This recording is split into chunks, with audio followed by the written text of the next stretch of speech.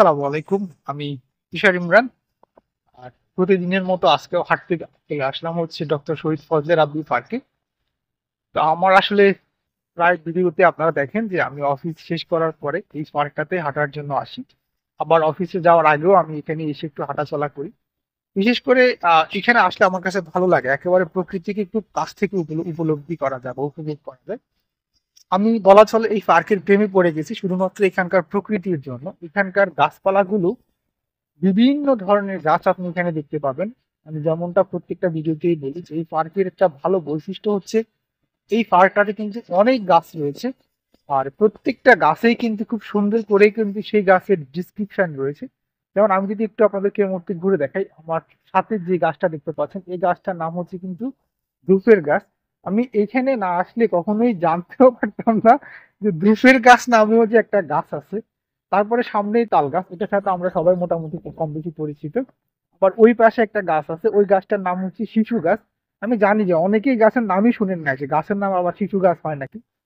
কিন্তু সত্যি কথা বলতে এখানে এরকম অনেক গাছ রয়েছে যেগুলো আসলে আমরা অনেকেই এর সাথে পরিচিত না। তা আমি যেমনটা বললাম যে প্রত্যেক দিনে আমি এখানে আসি, আসার পরে একটু হাঁটাচলা করি, তারপর এখানে বসার জন্য বেঞ্চ রয়েছে খুব সুন্দর করে। এরকম বেঞ্চের মধ্যে আমি একটু বসে রেস্ট করি। আমি একটু পরে অফিসের দিকে যাব। আর এই মুহূর্তে চেষ্টা করছি আপনাদেরকে পার্কটা ঘুরে দেখানোর জন্য। যদিও আমার এর আগে অনেকগুলো ভিডিওতে আপনারা এই পার্কের অনেক দৃশ্য দেখেছেন, আমি প্রত্যেক দিনই চেষ্টা করি এখানে এসে কিছু কথা বলার জন্য বিভিন্ন বিষয় নিয়ে আপনাদের। বিশেষ করে আমি যে ভিডিওগুলো তৈরি করি মোটিভেশনাল ভিডিওগুলো, এগুলো হচ্ছে স্টুডেন্টদের জন্য।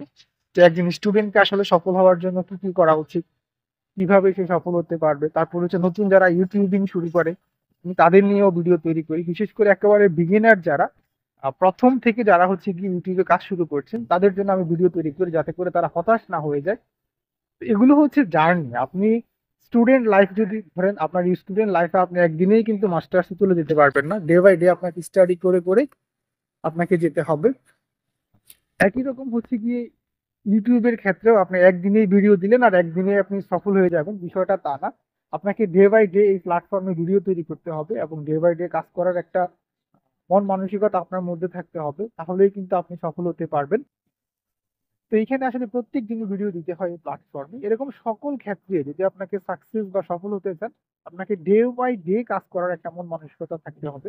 এবং প্রত্যেক দিনে আপনাকে আপনার ওই প্ল্যাটফর্মে কাজ করতে হবে, যেটা যেই প্ল্যাটফর্মে আপনি কাজ করুন না কেন।